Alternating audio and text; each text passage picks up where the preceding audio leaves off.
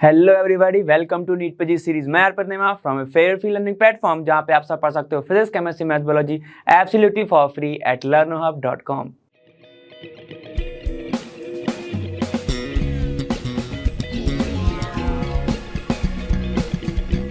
तो अब हमारा यहाँ पर कॉन्सेप्ट एड ऑन खत्म होने के बाद मस्त प्रैक्टिस पर प्रैक्टिस तो जरूरी ही होती है भाई हर एग्जाम के लिए। ठीक है, तो चलो स्टार्ट करते हैं। पहले क्वेश्चन से देखते हैं कैसे कैसे क्वेश्चन बनते हैं और क्या क्या तुम्हें फॉर्मूले अप्लाई करने हैं। तो बिना किसी देरी के चलो स्टार्ट करते हैं।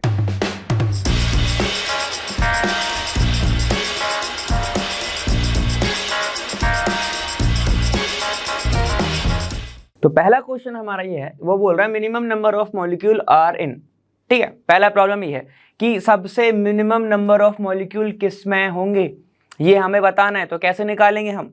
ठीक है, मॉलिक्यूल नंबर्स की बात करी है तो मोल कॉन्सेप्ट लगाना पड़ेगा हमें। ठीक है, मोल क्या होता है उसके फॉर्मूले लगाने पड़ेंगे। देखो यहाँ पे क्या है, ये सारे के सारे given mass given mass given mass given mass है। ठीक है, सारा तुम्हें मास तो गिवन है, उसके बाद मॉलिक्यूलर मास तुम निकाल ही लोगे। ठीक है, इतनी तो मैं उम्मीद कर रहा हूं। अब चलो अपन यहाँ पे निकाल के देखते हैं चीजों को, है ना। हम सबको पता है कि कौन सा लगने वाला है, मोल इज इक्वल टू आपका क्या होता है, गिवन वेट। तो given weight upon molecular wait, molecular wait, यही होता है। और अगर मैं एक और कॉन्सेप्ट लगाना चाहूं, क्योंकि नंबर की बात चल रही है, तो मैं यहां पे लिख सकता हूं गिवन नंबर या फिर एन अकेला और upon Avogadro number N A, ये। ठीक है, ये लिखेंगे। मिनिमम नंबर पूछा है तो हमें निकालना पड़ेगा। चलो सबसे पहले अपन पहले वाले का देख लेते हैं। तो ए वाले का मैं यहां पर सॉल्व कर रहा हूं। कितना दिया है, 54 ग्राम। ठीक है, 54 ग्राम अपॉन ये क्या है आपका, नाइट्रोजन परऑक्साइड N2O5 हो गई। ठीक है, क्या होगा यहाँ पे, या फिर N2O5 होगा ये, या फिर NO2 ही हो सकता है। ठीक है, N2O5 होगा। ठीक है, ये इसका फॉर्मूला होगा। ठीक, अब हमें इसको कैलकुलेट करना है। N2 कितना होगा, देखो ये हो जाएगा तुम्हारा 14 इंटू 2 प्लस 5 इंटू, यहाँ पे ऑक्सीजन का मास कितना होता है, 16 होता है, तो 16 रख दूंगा मैं ऐसे। ठीक है, इसको कैलकुलेट कर लो जरा, कितना आएगा देखो, ये हो जाएगा 3 यहाँ पे हो जाएगा 8 प्लस ये हो जाएगा 28, ये हो जाएगा 108, ये हो गया आपका 108, ऐसे यहाँ रख दूं मैं। ठीक है, ये क्या आ गया आपका, given weight upon molecular wait, तो ये मोल आ गए। अब हमें निकालने क्या है, नंबर्स। तो नंबर्स गिवन नंबर अपॉन आपका एवोगैड्रो नंबर, तो ये आ गया पहला। तो नंबर कितना आएगा इसको देखो, 54 upon 108 into Avogadro number is equal to N, ये आएगा। ठीक है, देखो परऑक्साइड क्या होता है तुम्हारा, ये होता है, इस पे मत फंस जाना तुम। परऑक्साइड ये होगा, ये आपका आ गया। तो इसको मैं कैलकुलेट करूं तो लगभग इसका डबल ही दिख रहा है, तो ये हो जाएगा Na/2 is equal to N, मतलब इतने नंबर ऑफ मॉलिक्यूल किसके अंदर होंगे, इसके अंदर होंगे, नाइट्रोजन परऑक्साइड के अंदर। क्लियर, चलो बाकी को देख लेते हैं। अब Na की वैल्यू मैंने जानबूझ के पुट नहीं करी, वो तो कांस्टेंट ही होगी और सब में सेम ही आएगी, इसलिए मैंने पुट नहीं करी। ठीक है, चलो जाओ यहाँ पे देखो बी वाला बोल रहा है आपका 28 gram of carbon monoxide. Carbon monoxide क्या होता है, CO। ठीक है, तो ये है आपका C और O। कैसे देखेगा ये, 12 प्लस 16 मतलब कितना होगा, 28 ग्राम हो गया ये। ठीक है, तो देखो सीधा सीधा दिख रहा है, given weight upon molecular wait 1 मोल हो गया। ठीक है, तो कैसे देखेगा, देखो ऐसे लिख दे रहा हूं मैं, 28 gram given weight upon molecular weight is equal to number upon Avogadro number. ठीक है, तो क्या आ जाएगा, इतना जितने इसके मोल होंगे उतने नंबर होंगे। ठीक है, तो क्या हो जाएगा, 1 आ जाएगा। Na इज इक्वल टू हो जाएगा इसका नंबर, ऐसे इतने नंबर ऑफ मॉलिक्यूल इसके अंदर होंगे, नंबर ऑफ मॉलिक्यूल। ठीक है, इतने होंगे। क्लियर, चलो सी पे आओ, सी पे आ जाओ। सी वाला क्या है आपका, देखो यहाँ पर 36 gram of water. 36 gram of water है, मतलब गिवन वेट अपॉन वाटर का मॉलिक्यूलर वेट 18। ठीक है, is equal to number upon Avogadro number, ये कितना जाएगा, 2 into Na is equal to n, ऐसे हो जाएगा, कोई दिक्कत नहीं। देखो अब है डी वाला क्या है तुम्हारा, देखो 46 ग्राम ऑफ कार्बन मोनोऑक्साइड। ठीक है, मतलब तो फिर से वही फॉर्मूला लगाऊंगा मैं, 46 given weight upon molecular weight 28 is equal to n/Na। ठीक है, अब देखो ये ऊपर बड़ी वैल्यू है, ऊपर बड़ी वैल्यू मतलब 1 से तो ज्यादा ही आने वाला, तो लगभग आएगा 1.64। जब इसको तुम पूरा सॉल्व करोगे, Na is equal to n, मतलब नंबर ऑफ मॉलिक्यूल कितने हैं, देखो 1.64 टाइम्स है। ठीक है, जैसे कि हम देख रहे हैं ये 2 टाइम्स था। ठीक है, तो लगभग 12 हो जाएगा, 6.022 का इंटू करोगे तो 12 हो जाएगा। यहाँ पे ये कितना है, देखो ये है 6.022 इंटू 10 की पावर 23। ठीक है। और यहाँ पर ये कितना देखो 3.011 इंटू 10 की पावर 23, इतना ही होगा। ठीक है, तो सबसे नंबर ऑफ मॉलिक्यूल सबसे मिनिमम किस में है, देखो यहाँ पर कितना है 3 है, ये 6 है, ये 12 है, और ये कितना है 1.6 टाइम्स है। ठीक है, तो सबसे मिनिमम वैल्यू किस में होने वाली है आपकी ए वाले में। ठीक है, देखो ये जो रहा आपका 54 ग्राम ऑफ नाइट्रोजन पर ऑक्साइड में सबसे कम वैल्यू होगी। क्लियर है, क्या पता होना था, सिर्फ फॉर्मूला। क्लियर है, ठीक है, तो चलिए अपन आगे चलते हैं। तो ये रहा आपका सेकंड क्वेश्चन, क्या बोला देखो 2.668% बाय मास, ठीक, of magnesium is present in chlorophyll, calculate number of magnesium atom in 2 gram of chlorophyll. ठीक है, बहुत ज्यादा इजी है। कैसे करेंगे अपन, देखो हमको पता है, सबसे पहले तो इसको क्या करो आप, इसको बाहर निकालो, क्योंकि ये इक्वेशन फॉर्म में लिखा हुआ था। ठीक है, ऐसे लिखा है देखो 2.68 बाय मास है, ये बाय मास है। तो मैंने कैसे सिखाया था, इसको कैसे लिख सकते हैं अपन 2.68, ठीक है, ग्राम ऑफ मैग्नीशियम प्रेजेंट किस में होगा, ये होगा 100 ग्राम ऑफ क्लोरोफिल के अंदर, इसके अंदर प्रेजेंट होगा, ऐसे लिख सकते हैं इसको। ठीक है, तभी तो बनेगा ये 2.6% बाय मास। ठीक है, ऐसे ही बनेगा। क्लियर। अब इसने पूछा है तुमसे कि कैलकुलेट, तुम्हें क्या करना है, मैग्नीशियम के एटम कैलकुलेट करने हैं। ठीक है, इन 2 ग्राम ऑफ क्लोरोफिल। तो अगर इसने बोला है कि अगर 2 ग्राम ऑफ क्लोरोफिल होगा तो भाई कितना होगा, तो x ग्राम ऑफ मैग्नीशियम के अंदर 2 ग्राम ऑफ क्लोरोफिल होगा। हमने ऐसे करके निकाला। ठीक है, तो हमें नहीं पता था ना वैल्यू कि भाई 2 ग्राम ऑफ क्लोरोफिल के अंदर कितना मैग्नीशियम होगा, तो हमने x रख दिया। क्लियर। अब यहाँ पे अपन x की वैल्यू निकाल सकते हैं। x इज इक्वल टू क्या जाएगा, देखो 2.68, ठीक है, into 2 upon 100 is equal to कितना आएगा आपका x gram of magnesium, x gram of magnesium, ये आ गया।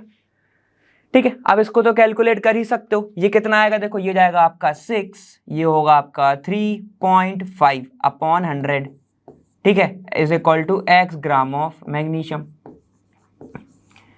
ठीक है, इतना क्लियर हो गया। और इसको सॉल्व कर लो तो कितना आएगा, देखो 0.0536 ग्राम ऑफ मैग्नीशियम प्रेजेंट होगा 2 ग्राम ऑफ क्लोरोफिल के अंदर। ठीक है, इतना समझ में आ गया। सर ये क्यों निकाला, सबके दिमाग में आना चाहिए वो वाला क्वेश्चन, ये क्यों निकाला हमने, बेटा हमने इसलिए निकाला क्योंकि हमारे पास एक फॉर्मूला होता है और वो सबको पता है। क्या फॉर्मूला होता है कि मोल इज इक्वल टू होता है आपका given weight upon molecular wait. ठीक है, इज इक्वल टू क्या होता है आपका पुराना वाला फॉर्मूला लगाओ, नंबर अपॉन एवोगैड्रो नंबर। हमें क्या चाहिए, नंबर चाहिए। तो अगर मेरे पास ये दोनों चीजें हैं तो मोल आ गई, और मोल आ गया तो मैं यहां से ये निकाल सकता हूं।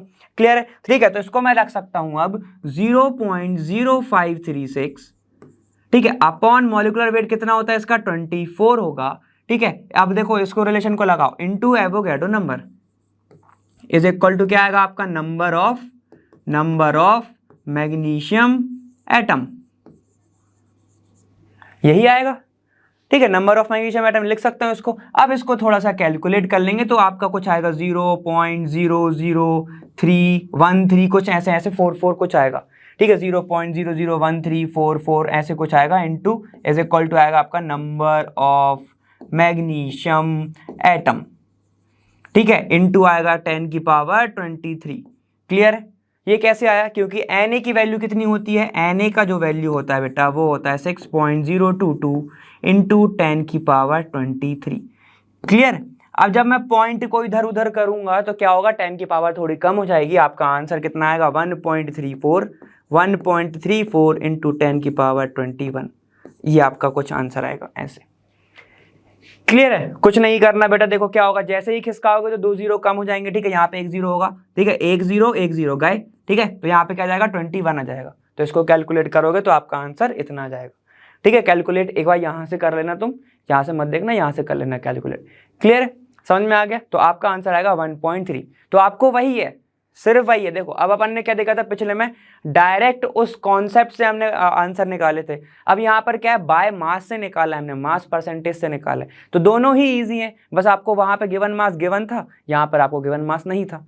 ठीक है, तो अपन ऐसे निकाल सकते हैं। क्लियर है, नेक्स्ट क्वेश्चन देखते हैं। देखो और कैसे क्वेश्चन आते हैं, ऐसे क्वेश्चन आते हैं। यहाँ पर क्या है, 27 ग्राम of aluminium will react completely with how many grams of oxygen. ठीक है, सबसे पहले आपको केमिकल रिएक्शंस पता होनी चाहिए। कैसे कि हम सभी को पता है कि एल्यूमिनियम जब रिएक्ट करता है, जब एल्यूमिनियम रिएक्ट करेगा ऑक्सीजन के साथ तो O2 ही रहेगा। रिएक्शन में क्या बनता है आपका, एल्यूमिनियम ऑक्साइड Al2O3 बनता है। ये बनता है कि नहीं बनता है? सही बोल रहा हूं मैं, सही बोल रहा हूं, ठीक है, ऐसे बनता है। अब इसको थोड़ा सा बैलेंस कर लेंगे, इसको थोड़ा सा तो बैलेंस करना पड़ेगा। कैसे बैलेंस कर सकते हैं, देखो Al2 यहाँ पे 2 है तो यहाँ पर 2 लगा दो, ठीक। यहाँ पे ये एल्यूमिनियम तो बैलेंस हो गया, यहाँ पर 3 ऑक्सीजन है तो यहाँ पर मैंने 3 लगा दिया और इसके सामने मैं 2 कर दूंगा तो ये बेटा 4 हो जाएगा। क्लियर है, ये हो गई आपकी बैलेंस रिएक्शन, ठीक है। इनडायरेक्टली डायरेक्ट लिख सकते हो आप, 4Al रिएक्ट करेगा 3 ऑक्सीजन के साथ तो यहाँ पे क्या बनेगा, 2Al2O3 बनेगा, ठीक है। ये क्या है आपका एल्यूमिनियम का ऑक्साइड है। क्लियर। अब देखो पूछ के रहा है, अब वो बोल रहा है कि 27 ग्राम of aluminium will react completely with how many gram of oxygen. 27 gram of aluminium जब रिएक्ट करेगा कितने ग्राम ऑफ ऑक्सीजन के साथ कंप्लीटली, ये वाला, ठीक है। तो कुछ नहीं, अब जो मैंने बताया था स्टाइशियोमेट्री, ठीक है, स्टीशियोमेट्री जो भी बोलते हैं, उसको थोड़ा कॉन्सेप्ट को थोड़ा ओपन करो। यहां पे मैं क्या लिख सकता हूं कि 4 मोल्स ऑफ एल्यूमिनियम रिएक्ट कर रहा है, ठीक है, रिएक्ट कर रहा है किसके साथ, 3 मोल ऑफ ऑक्सीजन के साथ, ठीक है। क्लियर हो गया। और क्या लिख सकता हूं मैं यहां पे लिख सकता हूं कि 4 × 27 ग्राम ऑफ एल्यूमिनियम रिएक्ट कर रहा है 3 × O2 का कितना होता है मास, 1 का 16 होता है, मॉलिक्यूल का कितना हो जाएगा, 32 हो जाएगा, ठीक है। तो ये हो जाएगा 32 ग्राम ऑफ ऑक्सीजन के साथ, लिख सकता हूं ऐसे, ठीक है। बात दोनों ही सही है, मैंने बताया था वहां पर ट्रांसलेट कैसे करते हो। अगर गैस है तो फिर तुम वो भी लिख सकते हो क्या होता है 22.4 लीटर वाला। क्लियर, इतना समझ में आ गया। अब इसने पूछा है कि भाई 27 ग्राम एल्यूमिनियम कितने के साथ रिएक्ट करेगा, तो कुछ नहीं करना, क्या करोगे, देखो ये हो जाएगा 27 ग्राम ऑफ एल्यूमिनियम किसके साथ रिएक्ट करेगा, कितने के साथ करेगा, तो 3 × 32 बाय, इसको मैं नीचे रख दूं तो 4 हो जाएगा, ठीक है, ऑफ ऑक्सीजन। तो ये हो जाएगा 8 टाइम्स और 8 से कितना जाएगा, 3 8 24 हो जाएगा। क्लियर। तो यहाँ पे कितना जाएगा कि भाई 27 ग्राम ऑफ एल्यूमिनियम रिएक्ट कर रहा है 24 ग्राम ऑफ ऑक्सीजन के साथ कंप्लीटली, ठीक है, क्या कंप्लीटली रिएक्ट कर रहा है, तो आप ऐसे लिख सकते हो। क्लियर है। तो ये आपका आंसर हो जाएगा 24 ग्राम ऑफ ऑक्सीजन। क्लियर है, ठीक है। सिर्फ आपको ट्रांसलेट ही करना था, सिर्फ आपको ट्रांसलेट करना था, उससे भी आ जाएगा, ठीक। और क्या कर सकते हो, डायरेक्ट लिख दो आप 4 × 27, ठीक है, 4 × 27 यहाँ पे वैल्यू हो जाएगी और इतना, तब जाके ये बन रहा है, ठीक है। फिर वहां से भी आप जा सकते हो, लेकिन मैंने डायरेक्ट लिख दिया, इंटू करने की जरूरत ही नहीं जब सीधे सीधे दिख रहा है 27 ग्राम। क्लियर है, तो आप ऐसे निकाल सकते हैं। क्लियर, चलो आगे देखो। अब जो तुम्हारा नेक्स्ट क्वेश्चन है वो तुम्हारा क्या है, how many grams of NaOH should be dissolve to make 100 centimetre cube of 0.15 molar NaOH solution, ठीक है। तो काफी ज्यादा इजी है ये वाला, ठीक है, तो घबराने की बात नहीं है। पूछा क्या है तुमसे, देखो how many grams of NaOH, तुमको मोलरिटी गिवन है, तुम्हारे पास वॉल्यूम गिवन है। वॉल्यूम कैसे गिवन है, क्योंकि हम सभी को पता होता है ये जो 100 या फिर मैं लिखूं 1000 centimetre cube is equal to क्या होता है बेटा, 1 लीटर होता है, सबको पता है, ठीक है। तो यहाँ पे बस तुम्हें 100 दिया है, बाकी वॉल्यूम तो है ना तुम्हारे पास, ठीक है। देखो अब तुम्हें मेजर जो पता होने वाली बात क्या है वो है molarity. Molarity is equal to क्या होता है, number of moles divided by यहां पर वॉल्यूम ऑफ सॉल्यूशन। तो मैं सिर्फ वॉल्यूम लिख रहा हूं, ठीक है, समझ में आ गया। अब देखो ध्यान से, क्या वॉल्यूम जो है ये है कितना, 1000 होना चाहिए, 1 लीटर, ठीक। यहां पे मगर 100 है तो मैं मान लेता हूं कि ml में है, तो इंटू 1000 का मैं ऊपर करूंगा, ठीक है, चलो वो मैं बाद में करूंगा, अब समझ लो, ठीक है। तो मैं इसको कैसे लिख सकता हूं, क्या मैं इसको ऐसे लिख सकता हूं, देखो मोलैरिटी इंटू वॉल्यूम अगर मैं कर दूं, ठीक है, तो इक्वल क्या हो जाएगा बेटा, मोल्स के इक्वल हो जाएगा। यहां पर ये क्या हो जाएगा, मोल्स के इक्वल हो जाएगा। क्लियर है, तो बस मैं ये फॉर्मूला बना रहा हूं, ठीक है। तो क्या हो जाएगा, m × v is equal two moles of NaOH,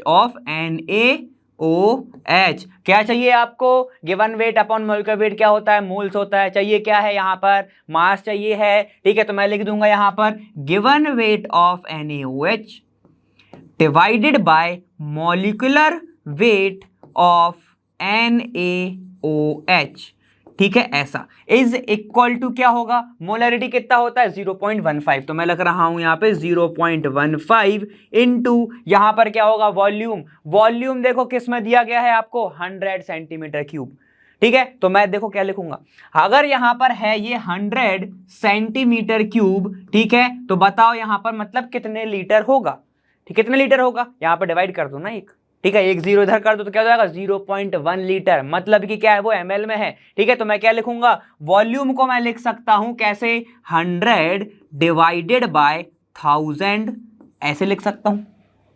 अगर भाई ml होता तो इंटू 1000 से करते ना, ठीक है, क्योंकि देखो ये ऐसा हो जाएगा फिर, तो डिवाइड मैंने क्या कर दिया 1000 से कर दिया, समझ में आ गया इतना, ठीक है। तो ये हो जाएगा आपके पास ऐसे, क्लियर हो गया, समझ में आ गया। तो 0.15 यहाँ पे क्या आएगा 100 आएगा, यहाँ पे इंटू 1000 आएगा, तो इसको करोगे तो आपको ऐसे मिलेगा, क्लियर। चलो देखो मॉलिक्यूलर वेट कितना होता है, तो मैं इसको अब ऐसे लिख रहा हूं, देखो ये गया 1 0 1 0 1 0 1 0, बच गया कितने, इतने, ठीक है। तो ये हो गया आपके पास 0.15 into molecular weight of NaOH, ये 23 और यहाँ पे ऑक्सीजन 16 और 1, मतलब ये लगभग हो जाएगा आपका 40 डिवाइडेड बाय, ठीक है, आपका कितना बच गया, सिर्फ 10 बच गया, सिर्फ बच गया 10।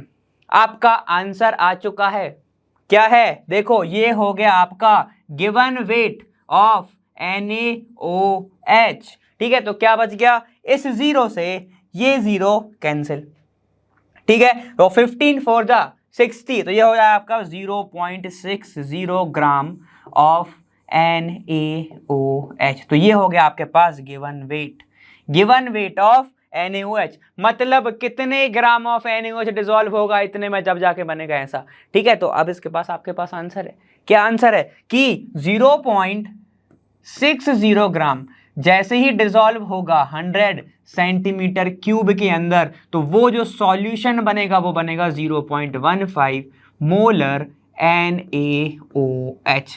कितना इजी था, तो ये रहा आपका आंसर।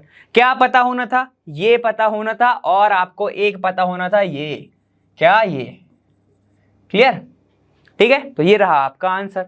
चलिए नेक्स्ट क्वेश्चन पर चलते हैं। ऑप्शन कौन सा होगा आपका 0.60, सी वाला आपका आंसर। चलिए नेक्स्ट देखते हैं। चलिए देखिए यहां पर आइए, अब आपके पास लिखा हुआ कि इंसुलिन कंटेन 3.4% सल्फर, ठीक है, calculate the minimum molecular mass of insulin, ठीक है। तो देखो यहां पर ये बोल रहा है कि 3.4 ग्राम ऑफ सल्फर प्रेजेंट होता है 100 ग्राम ऑफ इंसुलिन के अंदर। सर ऐसा तो कुछ बोला ही नहीं बेटा, देखो अगर यहां पर ऐसा लिखा हुआ है तो इसका मतलब मैं यही समझू कितना होगा, क्लियर है। चलो अब मैं ये मान के चल रहा हूं कि 1 ग्राम, ठीक है, कहीं ना कहीं सल्फर तो होगा ही, ठीक है, तो मतलब एक एटम तो होगा ना सल्फर का कम से कम, ठीक है। तो कितना होगा देखो, अगर 32 ग्राम ऑफ सल्फर है तो कितने ग्राम ऑफ इंसुलिन होगा, तो मिनिमम कब होगा, ठीक है, मिनिमम का मतलब होता है कि भैया एक एटम तो होगा ही, मिनिमम एक ही एटम हो सकता है, आधा ये तो होता ही नहीं है, क्लियर है। चलो देखो तो इसको कैलकुलेट कर सकते हैं, x इज इक्वल टू कितना आएगा यहाँ पर 100 इंटू 32 अपॉन 3.4, यही आएगा, ऐसे ही कैलकुलेट करेंगे इसको, ठीक है। तो चलो इसको एक काम करते हैं और अच्छे से करके देख लेते हैं, इसको कैसे कर सकते हैं। देखो ये जाएगा आपका, इसको मैं कैलकुलेट करूंगा तो 16 टाइम, और ये जाएगा आपका 17 टाइम, ठीक है, मतलब 1.7 टाइम, क्लियर है। चलो अब इसको कैलकुलेट करोगे तो x इज इक्वल टू लगभग बहुत बड़ी वैल्यू आने वाली आपकी, कितनी आएगी ये 941 लगभग आपके पास आ जाएगा ग्राम, मतलब कि इंसुलिन कितने ग्राम प्रेजेंट है आपका 941.2 AMU प्रेजेंट है, एटॉमिक मास यूनिट, या फिर यू से भी शो करते हैं जिसको, वो आपके पास प्रेजेंट है ऐसे, क्लियर है, समझ में आ गया। कुछ नहीं करना, एक पॉइंट और बढ़ाओगे ऊपर बढ़ जाएगी, मतलब अगर पॉइंट खिसकाओगे आप ऊपर वैल्यू ही बढ़ते जाएगी, तो लगभग ये कितना हो जाएगा 1000 हो जाएगा, 600 ऐसा हो जाएगा। देखो ये हो जाएगा आपका 1600 ऐसे, ठीक है, 2 जीरो तो थे ही, एक खिसका अपॉन 17, तो इसको कैलकुलेट करोगे तो लगभग इतना आएगा, कितना आएगा लगभग, ये देखो ऐसी वैल्यू आने वाली तुम्हारी, क्लियर है, ठीक है। तो मतलब कि मिनिमम मॉलिक्यूलर मास कितना है इंसुलिन का, वो है 941, पॉइंट में होगा 2, लगभग ऐसे ऐसे आ जाएगा वैल्यू, क्लियर है। देखो अब जब तुम्हें कैलकुलेशन करने के लिए दी जाए तो कभी कभी अप्रॉक्स भी लेके चला करो, ठीक है, तो हो सकता है तुम्हारा जो आंसर है वो आसपास आ जाए। अब देखो लेकिन जैसे मैंने पहले भी बोला था, अगर यहाँ पे देखो 2 4 2, 5 ऐसे बहुत सारे ऑप्शन दे देता तो फिर आपको पूरा कैलकुलेट करने की ज़रूरत है। ऐसे में पूरा कैलकुलेट करने की जरूरत नहीं है। क्लियर है? चलिए आगे देखिए, 6th क्वेश्चन आपका कौन सा यहाँ पर कि calculate the weight of iron which is converted into its oxide by the action of 18 gram of steam on it.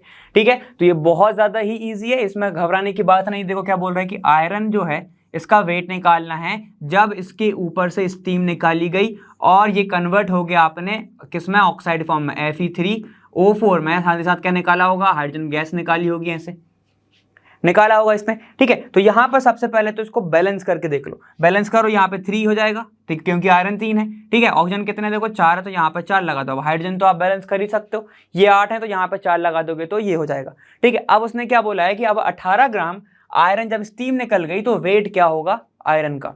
ठीक है, तो अपन को कैलकुलेट वो करना है। क्लियर हो गया? तो चलो कैलकुलेट कर लेते हैं। यहाँ पर इसने ये बोला है, इसको मैं ऐसे लिख सकता हूँ कि 4 मोल्स ऑफ हाइड्रोजन, या फिर मैं ऐसे लिखूं कि 4 × 18 ग्राम ऑफ वाटर जब पास किया गया किसके ऊपर से, देखो यहां पर कितना बनेगा, 3 मोल्स ऑफ आयरन के। मतलब इसको मैं ऐसे लिख सकता हूं कि 3 × x/56 मोल है ये। क्लियर है? ऐसे लिख सकता हूं। ठीक है, मतलब ये क्या आ गया, देखो 4 × 18 इज इक्वल टू 3 इंटू यहां पे क्या जाएगा, x/56। ठीक है, तो अब इनने ये बोला कि जब 18 ग्राम मैंने पास करी तो कितना आएगा, ये निकालना है हमें। क्लियर है? तो देखो 18 को यहीं पर रख दो, सिर्फ 18 को यहीं पर रख दो। जब 18 ग्राम इसने पास करी तो क्या आ जाएगा, देखो यहां पर ही आ जाएगा आपके पास। ठीक है, 3/4 × 56 यही आएगा। ठीक है, इसको कैलकुलेट कर लो, कितना आएगा 1। ठीक है, ये जाएगा आपका कितना टाइम, 4 टाइम, तो ये जाएगा आपका 42 ग्राम आपका ये आंसर आ जाएगा। क्लियर है? ये देखो ऐसे समझ में आ गया। ठीक है, देखो 7th क्वेश्चन तुम्हारा क्या है। 7th क्वेश्चन बोला है 0.1653 gram of aluminium react with 0.652 gram of chlorine completely and form aluminium chloride. ठीक है, if molecular mass of compound दिया गया है आपको 267 gram, its empirical formula and molecular formula respectively is. ठीक है, तो ये आपको निकालना है। तो मैंने आपको सबसे पहले बताया था, जब भी एम्पिरिकल फॉर्मूला आप निकालने जाओ, ठीक है, जब भी एम्पिरिकल फॉर्मूला निकालने जाओ आपको नंबर ऑफ मोल्स निकालने पड़ेंगे। ठीक है, इसलिए मैंने बताया था। ठीक है, और एक रिलेशन हमेशा याद रखना, क्योंकि दोनों चीजें पूछ के रखे हैं ये कि आपका मॉलिक्यूलर फॉर्मूला जो होता है वो इक्वल होता है एम्पिरिकल फॉर्मूला के n टाइम्स, ऐसे। ठीक है, ये होता है, तो अपन यूज भी करेंगे। क्लियर है? ठीक है, ये होता है तुम्हारा। और एक और क्या होता है, यहां पर अगर मैं मॉलिक्यूलर मास, ठीक है, यहां पर एम्पिरिकल मास अपॉन मॉलिक्यूलर मास रख रहा हूं, क्या आपका एम्पिरिकल मास अपॉन मॉलिक्यूलर मास है इक्वल टू क्या होता है, n की वैल्यू तब आती है। ठीक है, तो ये दो चीजें अपन बेटा यूज करने वाले हैं। ठीक है, तो इसको ध्यान रखें, दो चीजें अपन यूज करने वाले। क्लियर है? Empirical mass upon molecular mass is equal to n होता है, और वही n की वैल्यू मैं यहां पर पुट करूंगा एम्पिरिकल फॉर्मूला निकलने के बाद, तो मॉलिक्यूलर फॉर्मूला आ जाएगा। क्लियर है? वो मैं यूज करूंगा इधर। चलो यहाँ पे देखो क्या बोल रहा है कि 0.165 ठीक है 53 ग्राम ऑफ अगर एल्यूमिनियम रिएक्ट कर रहा है किसके साथ, देखो 0.652 ग्राम ऑफ क्लोरीन के साथ, तो मैं ये मान के चलूं एक तो मॉलिक्यूल होगा ना एल्यूमिनियम का। ठीक है, मतलब कि 27 ग्राम ऑफ एल्यूमिनियम कितने क्लोरीन के साथ, कितने ग्राम ऑफ क्लोरीन के साथ रिएक्शन करेगा।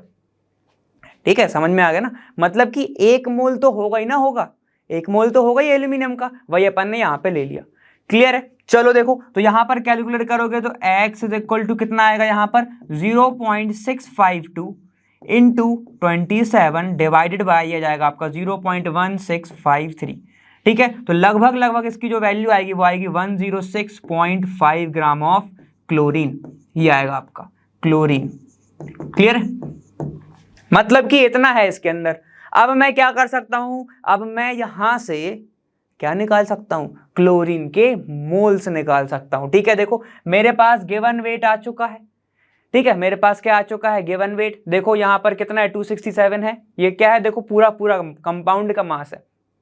पूरा का पूरा कंपाउंड का मास है, ठीक है। अगर मैं यहां से कैलकुलेट करना चाहूं, ध्यान से देखेंगे यहां पर देखो मोल्स ऑफ क्लोरीन, ठीक है, क्या आएगा देखो, गिवन वेट कितना है देखो 106.5 divided by 106.5 divide by 35.5। Sir ये 35.5 क्या है, उसका मॉलिक्यूलर वेट बेटा क्लोरीन का। क्लियर है। अब इसको कैलकुलेट करोगे तो कितना आएगा 2.99 आएगा, जिसको मैं लिख सकता हूं अप्रॉक्स 3। ठीक है, तो यहां से मुझे रेशियो मिल गए, यहां से मुझे क्या मिल गया, रेशियो मिल गया। एल्यूमिनियम तो मैंने 1 लेके चला था, क्योंकि 1 तो होगा ही उसके अंदर मॉलिक्यूल। कितने नंबर ऑफ क्लोरीन होंगे ये नहीं पता था, तो ये मैंने मोल से निकाल लिया। तो कितने हैं देखो 3 है, तो इसका जो फॉर्मूला बना वो क्या बन गया, AlCl3 बन गया। मगर याद रखें ये क्या बना है, ये बना है आपका एम्पेरिकल फॉर्मूला, ये बना है आपका एम्पेरिकल फॉर्मूला। ये एम्पेरिकल फॉर्मूला निकालने का तरीका है। कैसे, पहले मोल्स निकाल लो, फिर उसका रेशियो कर लो। अगर फ्रैक्शन फॉर्म में है तो उसको एक रियल नंबर के फॉर्म में लेके आओ, होल नंबर के फॉर्म में लेके आओ। क्लियर है, तब आपका आ जाता है एम्पेरिकल फॉर्म। तो ये आ गया। अब देखो एम्पेरिकल फॉर्मूला क्योंकि मेरे पास आ चुका है, मॉलिक्यूलर मास मेरे पास है, तो ठीक है, तो मैं क्या निकाल सकता हूं, एन की वैल्यू। तो देखो कितना आएगा, देखो AlCl3 की वैल्यू पूरी रखो यहाँ पे। देखो 3 है, 3 मतलब इसको मैं ऐसे रख रहा हूं, Al का कितना होगा 27 ग्राम। ठीक है, तो देखो मैं यहाँ पे निकाल रहा हूँ 27 ग्राम प्लस 3 इंटू 35.5। क्लियर है, इतना समझ में आ गया। ठीक है, तो लगभग ये हो जाएगा 106 और 27 लगभग हो जाएगा आपका 273, मतलब 133 कुछ हो जाएगा। ठीक है, तो देखो ये यहाँ पर रख रहा हूं मैं 133 पॉइंट, ठीक है 133 रख रहा हूं, और ये ऊपर आ जाएगा आपका देखो मॉलिक्यूलर मास कितना है 267 इज इक्वल टू जाएगी एन की वैल्यू। ठीक है, एन की वैल्यू कितना आएगा, लगभग फिर 2 टाइम्स जाएगा, 2 हो जाएगा एन। तो एन आ गया आपके पास 2, एन क्या आ गया 2 आ गया। बस अगर एन की वैल्यू आपके पास 2 आ गई तो जो मॉलिक्यूलर फॉर्मूला है वो क्या हो जाता है, एम्पेरिकल फॉर्मूला का n टाइम्स होता है, और n की वैल्यू कितनी आई है 2, तो जो आपका मॉलिक्यूलर फॉर्मूला है बेटा वो क्या आ जाएगा Al2Cl6। ठीक है, इसको थोड़ा ऊपर नीचे करेंगे क्या, यहाँ पे जो मॉलिक्यूलर मास है वो ऊपर होता है, एम्पेरिकल फॉर्मूला नीचे, तो यहाँ से रख दिया अपन ने, तो n की वैल्यू आ गई, वरना वो 1/2 आ जाता, फिर दिक्कत हो जाती। क्लियर है, ठीक है, समझ में आ गया। तो आपका मॉलिक्यूलर फॉर्मूला आया है Al2Cl6 और आपका एम्पेरिकल फॉर्मूला है AlCl3। ठीक है, तो यहाँ पे देखो रिस्पेक्टिवली सबसे पहले इसने बोला है एम्पेरिकल फॉर्मूला, तो AlCl3 पहले होना चाहिए, और मॉलिक्यूलर फॉर्मूला जो लिखा हुआ है वो आपका Al2Cl6 होना चाहिए। ठीक है, देखो कहाँ पे AlCl3 Al2Cl6। ठीक है, तो ये वाला आंसर होगा, और सेम यहाँ पर भी लिखा हुआ है, लेकिन ये 4 है। ठीक है, ये भी 4 है, तो ये आपका आंसर नहीं होगा, बाकी जो आपका आंसर है वो ए वाला होगा। ठीक है, तो मैं लिख देता हूँ फिर से, यहाँ पर एम्पेरिकल फॉर्मूला सबसे पहले लिख रहा हूँ AlCl3 और Al2Cl6। क्लियर है, वापस से बोल रहा हूँ, एक बार इसको सुधार लेना। ठीक है, molecular mass upon empirical mass is equal to n होगा। क्लियर है, तभी जाके आएगी, वरना वो 1/2 वैल्यू लेके आ जाओगे तुम। क्लियर है, समझ में आ गया। ठीक है, तो ये होगा आपका कौन सा वाला क्वेश्चन, ये था 7th वाला क्वेश्चन। यहाँ पर अपन ने अच्छे से किया, क्या निकालना था, एम्पेरिकल मास ही तो निकालना था। क्लियर है, चलिए आगे चलते हैं। देखो 8th क्वेश्चन तुम्हारा कौन सा, अब इसमें बोला है कि how many gram of water molecules produce from 1.5 gram of glucose. अब कई लोगों के दिमाग में क्या आएगा, लिमिटिंग रिएजेंट से निकाल लें। ठीक है, लेकिन इसको भी तुम स्टोइचियोमेट्री से निकाल सकते हो। कैसे, देखो ग्लूकोज क्या होता है बेटा, C6H12O6 ग्लूकोज होता है। ठीक है, तो कितना क्या क्या प्रोड्यूस करता है, ये CO2 प्रोड्यूस कर रहा है, इसके बारे में उसने पूछा ही नहीं है। और आपसे क्या प्रोड्यूस करेगा, एक H2O प्रोड्यूस करेगा। क्लियर है, थोड़ा बैलेंस करेंगे तो क्या हो जाएगा बेटा, यहाँ पर ये 6 हो जाएगा, ये भी 6 हो जाएगा, ऐसे बैलेंस हो जाएगी पूरी रिएक्शन, है ना। तो आप ऐसे कैलकुलेट करोगे, ऐसे बैलेंस करोगे, तो ये रिएक्शन तो आपकी बैलेंस हो गई। क्लियर है ना। तो चलो अब अपन थोड़ा आगे चल के देख लेते हैं कि कैसे कैसे क्या क्या होने वाला है। यहाँ पे कितने होगा, ये होगा 12 और ये यहाँ पे होगा 18। क्लियर है, इसको बैलेंस करना पड़ेगा क्या, यहाँ पे होगा ऑक्सीजन 6, ये होगा 6। क्लियर, चलो यहाँ पे इतना ही रहेगा, है ना। तो अब अपन आगे चलते हैं। आगे अपन को क्या क्या है कि यहाँ पर अपन को पता है कि 180 ग्राम ऑफ ग्लूकोज, ठीक है, कितना प्रोड्यूस कर रहा है, यहाँ पे देखो, यहाँ पर प्रोड्यूस कर रहा है 6 × 18 ग्राम ऑफ वाटर, इतना। क्लियर, अब उसने पूछा है कि 1.5 ग्राम ऑफ ग्लूकोज कितना करेगा, तो 1.5 ग्राम of glucose x gram of H2O produce करेगा। क्लियर है? तो बस इसको कैलकुलेट कर लो, कितना जाएगा 6 × 18 डिवाइडेड बाय 180, ठीक है, इज इक्वल टू यहाँ पे क्या जाएगा इंटू 1.5, क्लियर है, is equal to x gram of H2O। कुछ नहीं करना, क्रॉस मल्टीप्लाई कर दे, इसको यहाँ पे ले गया, बाकी पूरी वैल्यू इसको मैं एक इसको ऊपर ले गया, इसको नीचे ले गया, क्लियर है, इंटरचेंज कर दिया मैंने, बस x की वैल्यू तो निकालनी थी, क्लियर है। अब इसको कैलकुलेट करेंगे, ये कितना हो जाएगा, ये देखो ये चला गया 10 टाइम्स, ठीक है, ये चला गया 10 टाइम, और ये कितना हो जाएगा, देखो यहाँ पर मैं कैलकुलेट कर रहा हूँ 6 × 1.5 अपॉन ये हो जाएगा 10, ये हो जाएगा 10, क्लियर है। अब 15 6 तो सबको ही पता है क्या होता है, ठीक है, तो इसको कैलकुलेट कर लेंगे, ये हो जाएगा आपका 90, ठीक है, 90, ये हो जाएगा 9 पॉइंट और ये हो जाएगा 10, तो इसको मैं लिख सकता हूँ 0.9 ग्राम, क्लियर है। अगर आपको दिख रहा है 0.9 ग्राम तो जल्दी से इसको टिक करेंगे और आगे बढ़ जाएंगे। कितना इजी क्वेश्चन है, ठीक है। तो बेटा जो पहला चैप्टर है इससे इतने ही इजी क्वेश्चंस आते हैं, और ज़्यादा अगर वो घुमाना चाहे तो वो आपको परसेंटेज में घुमा देगा, वॉल्यूम ऑफ अलग अलग वॉल्यूम में घुमा देगा, बस ऐसे ही घुमाएगा वो, ठीक है। और ज़्यादा टफ क्वेश्चंस इससे नहीं बनेंगे, ठीक है। और डायरेक्ट अगर पूछना चाहा वो तुमसे, अगर थ्योरेटिकल पूछना चाहो तो ये पूछ सकता है कि टेम्परेचर डिपेंडेंट कौन सा टर्म है, ठीक है। तो इन सब के बारे में अपन डिस्कशन करते हैं, क्लियर है। चलें आगे, चलो चलिए देखिए, अब है आपका नेक्स्ट क्वेश्चन यहाँ पे 9th वाला कि 1 litre hard water contain 12 mg Mg2+ milliequivalents of washing soda required to remove its hardnesses, ठीक है। मतलब देखो वॉशिंग सोडा क्या होगा, Na2CO3। अब देखो वॉशिंग सोडा में 10H2O भी लगता है, वो नहीं लगा रहा हूँ यहाँ पे, और Mg2+। अब कितना लगेगा तब जाके ये क्या करेगा, MgCO3 बना लेगा, तो हार्डनेस हट जाएगी और साथ ही साथ अपना जो सोडियम है वो बाहर निकल जाएगा, ठीक है। वो यही पूछ रहा है, मतलब कि मैं इसको लिख सकता हूं कि 1 ग्राम इक्विवेलेंट, और इसका भी 1 ग्राम इक्विवेलेंट लगेगा, मतलब दोनों ही 1 मोल है, ठीक है। तो मैं यहां पे ध्यान से देखना कि जब 12 ग्राम ऑफ Mg रिएक्ट कर रहा है, ठीक है, 1 ग्राम ऑफ Na2CO3 के साथ, ठीक है, लिख सकता हूं। अब देखो इसको मैं कैसे लिख रहा हूं, 12 ग्राम है तो इसको मैं लिख रहा हूं 1200, ठीक है, Mg, 1200 mg, मतलब ग्राम को मैंने मिलीग्राम में कन्वर्ट कर दिया, ठीक है, ऑफ Mg2+ किसके के साथ रिएक्शन करेगा, 1000 mg ऑफ Na2CO3 के साथ करेगा, ठीक है। तो देखो क्या होगा, 0 से 0 कैंसिल, 0 से 0 कैंसिल, क्लियर है, और एक 0 अलग लगा, 1000 है ना, ये ऐसे। तो मतलब क्या देखने को मिल रहा है कि जब 12 मिलीग्राम ऑफ Mg2+ कितने के साथ इक्वल होगा, 1 milligram of milliequivalent of Na2CO3 के साथ, ठीक है। तो आंसर क्या आएगा कि 1 मिली इक्विवेलेंट, दिख रहा है आपको, 1 मिली इक्विवेलेंट इज इक्वल टू होगा कितना, 12 Mg2+ के, 12 Mg2+ के, क्लियर है।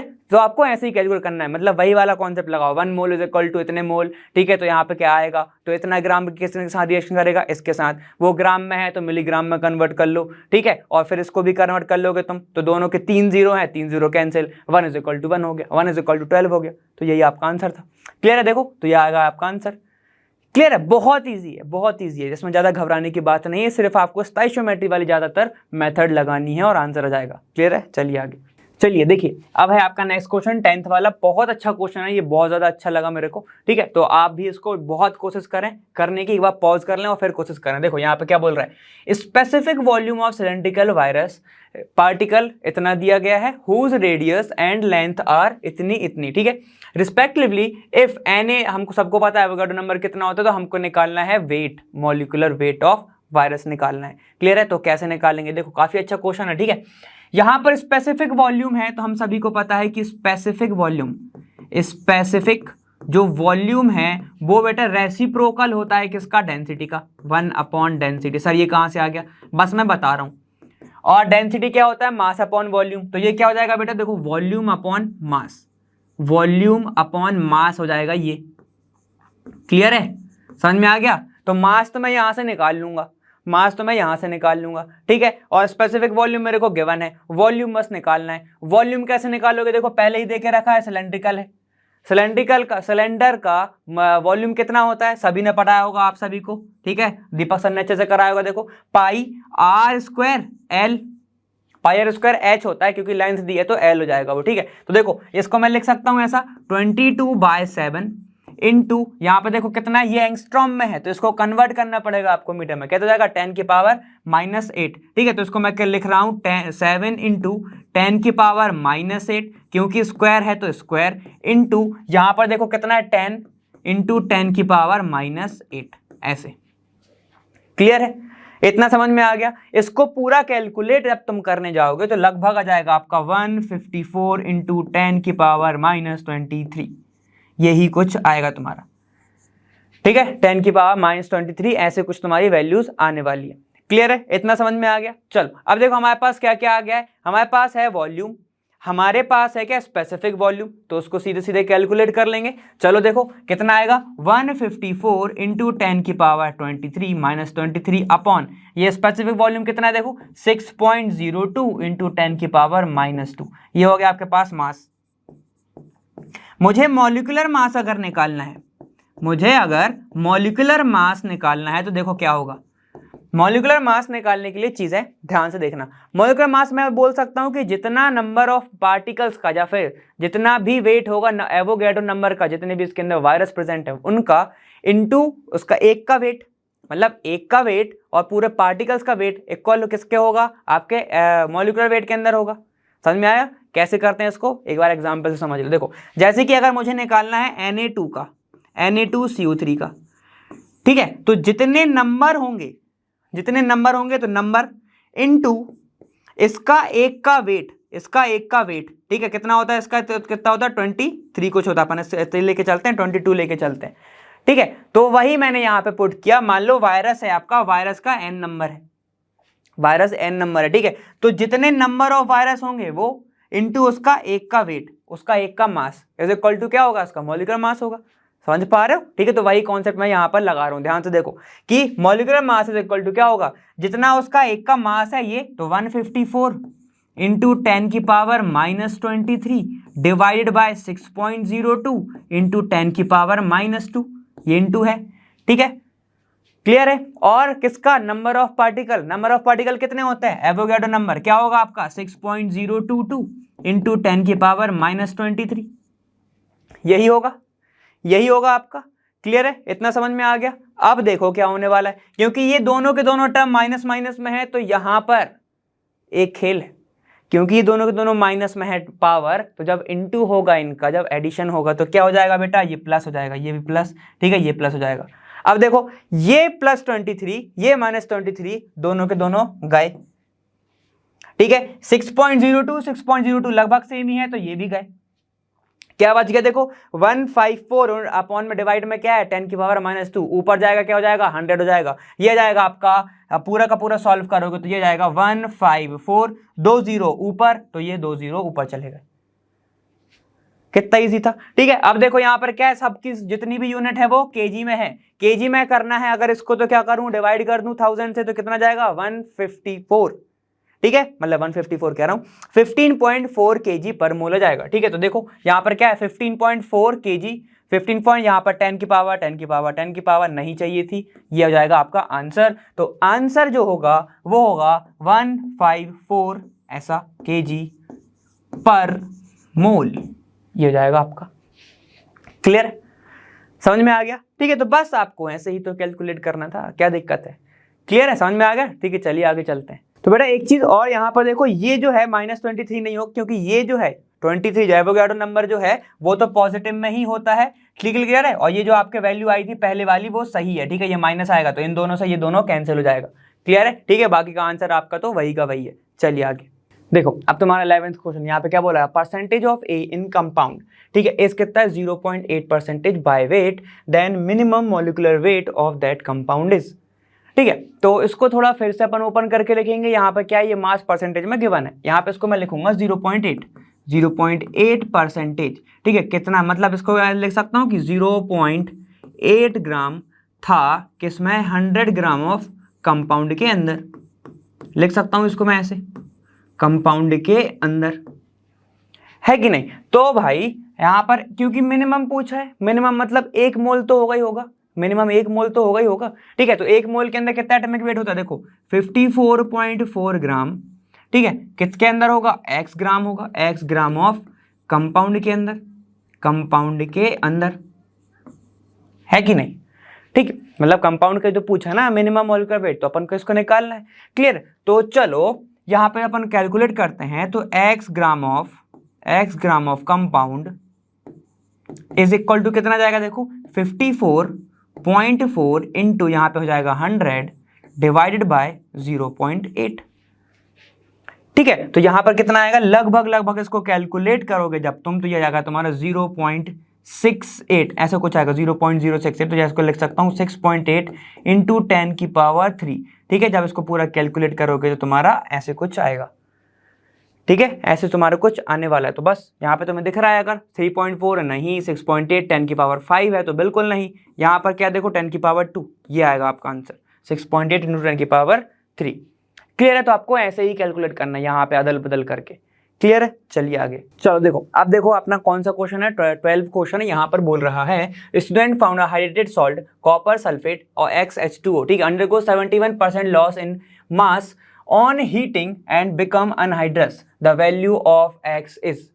ठीक है, 71% लॉस हो चुका है, कब, जब हीट किया, हीट करने पे क्या निकल जाएगा, एनहाइड्रस कब बनेगा, जब वाटर मॉलिक्यूल निकल जाएगा। ठीक है, तो एक तरीके से आपको क्या निकालना है, मास जो है किसका, परसेंटेज मास निकालना है किसका, वाटर जो निकल गया। क्लियर है? चलो सबसे पहले देखो, सबसे हम देखेंगे परसेंटेज मास, ठीक है, या फिर परसेंटेज लॉस लिखना तुम ऑफ वाटर, लिख सकते हैं इसको ऐसा। अब देखो क्या आएगा, इसका फॉर्मूला क्या होता है, देखो यहां पर हो जाएगा mass of water upon total mass of जिस कंपोनेंट में से वो निकाला है, मतलब जिस कंपाउंड में से वो निकला है, मास ऑफ कंपाउंड इनटू 100 तो करना ही पड़ेगा। क्लियर है? इतना समझ में आ गया? चलो अब ध्यान से देखो कि मास परसेंटेज ऑफ वाटर कितना है, देखो 71% लॉस हो चुका है, इज इक्वल टू क्या हो जाएगा, मास ऑफ वाटर है क्या आपके पास, वही तो नहीं है, वही तो निकालना है। तो हम कैसे निकाल सकते हैं? ठीक है, तो देखो मास ऑफ वाटर हमें निकालना है, टोटल मास ऑफ कंपाउंड है क्या, वो भी नहीं है, तो वो भी हमें निकालना पड़ेगा। तो वो कैसे निकालेंगे, देखो कॉपर सल्फेट क्या होता है, CuSO4.XH2O। क्लियर है? कॉपर का कितना होता है 63.5 प्लस 32 प्लस यहाँ पर कितना, ये 32 है, ये 32 और 4 टाइम्स है 16 होता है किसका, एक एटम का, और ये कितना हो जाएगा 4 इंटू 16, मतलब 64 प्लस 32 प्लस 63.5, ये कितना आएगा 159.5 कुछ आएगा। ठीक है, ये आएगा आपका, ये सिर्फ आया कॉपर सल्फेट का। अब बचा आपका क्या है, देखो वाटर भी तो बचा है, तो वाटर का तो सबको पता है कितना होता है 18, लेकिन कितने मॉलिक्यूल है वो नहीं पता, तो मैंने x रख दिया, तो ये कितना जाएगा 18x। ठीक है, 18x, और ये भी कितना जाएगा 18x। ठीक है, तो मतलब कि हमारा टोटल मास ऑफ कंपाउंड क्या आ गया, टोटल मास ऑफ कंपाउंड आ गया बेटा आपका 159.5 प्लस 18x। ठीक है, इतना समझ में आ गया। x कैसे आया, x ऐसे आया क्योंकि हमें वाटर का तो मास पता ही नहीं, मतलब नंबर नहीं पता ना कितने हैं, 5 है 6 है 4 है, वो तो पता ही नहीं है, इसलिए अपना ये आ गया। क्लियर है? समझ में आ गया? चलिए हमें निकालना क्या है, x की वैल्यू, कि कितने x होंगे, कितने वाटर मॉलिक्यूल होंगे। जिसने क्या किया 71% मास ही गायब कर दिया। तो चलो ये निकालना है, हमारे पास टोटल मास ऑफ कंपाउंड आ गया, मास ऑफ हाइड्रोजन मतलब मास ऑफ वाटर नहीं है, तो क्या करेंगे, कुछ का नहीं करेंगे। देखो एक का मास मान लिया हमने कि कितने मॉलिक्यूल है नहीं पता, तो हमने मान लिया x मॉलिक्यूल है। ठीक है, इनटू क्या हो जाएगा 18, क्यों, हर एक मॉलिक्यूल का कितना होता है मास, वाटर का 18 होता है, कितने मॉलिक्यूल है नहीं पता, इसलिए अपन ने रख दिया 18x, ये रखा। क्लियर? चलो अब आ जाओ, ये कितना है देखो 159.5 इन प्लस क्या है आपका 18x, इनटू में 100 चल ही रहा है, इनटू में 100 चल ही रहा है। क्लियर? चलो यहाँ पे इसको कैलकुलेट करके देख लेंगे तो क्या आएगा, देखो यहाँ पर ये हो जाएगा 71 into 159.5 plus 18x is equal to 1800x। Clear हो गया? ठीक है, तो इसको जब कैलकुलेट करोगे, जहां पे आप वैल्यू निकालोगे, तो लगभग 3.9 ऐसे कुछ आएगा। क्लियर है? चलिए, तो यहां पर जब आप कैलकुलेट करेंगे पूरी वैल्यू, यहां पर x की जो वैल्यू है वो कितना आएगी आपके पास, 21% कुछ आने वाली है, 21 कुछ आएगा। ठीक है, इसको कैलकुलेट करके एक बार देख लेना। क्लियर है, समझ में आ गया। तो यहां पर हमें क्या पता चला है कि लगभग लगभग 21 मॉलिक्यूल है वाटर के, 21 मॉलिक्यूल हैं किसके, वाटर के। क्लियर है, इसको जब कैलकुलेट करोगे तो आपका आंसर आ जाएगा पूरा का पूरा। क्लियर है, समझ में आ गया। तो ये आपका ऐसे आपको सॉल्व करना था, ऐसे करोगे तो आंसर आ जाएगा आपको और मिल जाएगी एक्स की वैल्यू। क्लियर है, चलिए आगे चलते हैं। देखिए अब है आपका नेक्स्ट क्वेश्चन, 13th क्वेश्चन बोल रहा है 10 की पावर यहाँ पर 21 molecules are removed from 200 mg of CO2, the moles of CO2 left are. ठीक है, मोल्स निकालने आपको जितने, कब निकालने हैं, जब 200 mg में से कितने निकल गए, 10 की पावर 21 मॉलिक्यूल निकल गए। ठीक है, जब ये निकल गए तो क्या निकालना है, मोल्स निकालना है। तो सबसे पहले देखो एक काम करते हैं, मोल्स ही निकाल लेते हैं। ठीक है, देखो कैसे निकालेंगे, यहां पर मोल ऑफ CO2 क्या होगा ये निकालना है। कब, जब इसका जो मास है वो 200 mg है। ठीक है, तो क्या हो जाएगा, देखो गिवन मास 200 mg अपॉन इसका मॉलिक्यूलर मास 44। ठीक है, ये ग्राम में है, ये mg में है, कन्वर्ट करना पड़ेगा। ठीक है, तो ये क्या आ जाएगा बेटा, देखो यहां पर ये हो जाएगा 1/220, पूरा का पूरा कैलकुलेट कर दिया मैंने, कुछ नहीं होता, 2/440 आता, डिवाइड कर दिया मैंने 2 से, तो ये आ गया आपका आंसर। ठीक है, मतलब कि इतने मोल्स ऑफ क्या है आपके, देखो तो मोल्स ऑफ CO2 कितने आ गए, 1/220 आ गए। क्लियर है, ठीक है, इतना आ गया समझ में। अब क्या निकालना है, मॉलिक्यूल की बात चल रही है, तो सबसे पहले तो तुम्हें ये पता होना चाहिए कि भैया पहले कितने मॉलिक्यूल थे। हाँ भैया पहले कितने मॉलिक्यूल थे जो इसमें से इतने निकल गए। ठीक है, तो देखो कैसे निकालेंगे, हमको पता है मोल्स। ठीक है, तो मोल्स इज इक्वल टू क्या होता है, गिवन नंबर अपॉन यहाँ पर एवोगैड्रो नंबर। ठीक है, मोल कितने हैं, 1/22, 1/220 बोल रहा हूँ, 22 नहीं। ठीक है, और एवोगैड्रो नंबर कितना होता है, देखो 6.022 इंटू 10 की पावर 23 इज इक्वल टू क्या हो जाएगा यहाँ पे, देखो नंबर ऑफ मॉलिक्यूल। क्लियर है, समझ में आ गया। अब देखो इसको कैलकुलेट कर लेना जरा। ठीक है, यहां पर जब इसको कैलकुलेट कर लोगे तो आ जाएगा 2.73 इंटू 10 की पावर 21 कुछ आ जाएगा, ऐसे 21 कुछ ऐसे आ जाएगा। क्यों, क्योंकि नीचे की वैल्यू बड़ी है ऊपर की छोटी है, तो पॉइंट में आएगा ना। ठीक है, भैया जाएगा 21। क्लियर है, मतलब कि सबसे पहले जब कुछ नहीं था, जब मॉलिक्यूल नहीं हटाए थे, तो कितने नंबर ऑफ मॉलिक्यूल थे एक मोल के अंदर, इतने थे। ठीक है, 1/220 मोल के अंदर इतने मॉलिक्यूल थे। क्लियर है, चलो देखो अब जब कंडीशन लगा लो, जब आपका 21 मॉलिक्यूल लेफ्ट, 21 मॉलिक्यूल निकल गए गायब, अब क्या करोगे। ठीक है, जब ये निकल गए तो मैं लिख सकता हूं कि सब फाइनल में से 2.73 इंटू 10 की पावर 21 में से निकल चुके हैं 1 इंटू 10 की पावर 21 मॉलिक्यूल। 1 का इंटू कर दूं कोई दिक्कत तो नहीं, क्यों कर दिया, जिसमें तुम्हें अच्छे से समझ में आ जाए। ठीक है, इसका आंसर क्या आएगा, 1.73 इंटू 10 की पावर 21 बचे हैं। ये कितने हैं, ये रिमेन है, ये बच गए आपके ऐसे। चलिए सब आ गया आपके पास, सब चीज आ गई आपके पास, मोल आपके पास है। ठीक है, आपको निकालने क्या है, मतलब मोल आपको निकालना है, मॉलिक्यूल आपके पास है, डिवाइड कर दो एवोगाड्रो नंबर से, मोल आ जाएगा। समझ पा रहे क्या हो रहा है। ठीक है, देखो हमारे पास एक और फॉर्मूला होता है कि mole of CO2 is equal to क्या होगा, गिवन नंबर अपॉन फिर से एवोगाड्रो नंबर, यही होगा।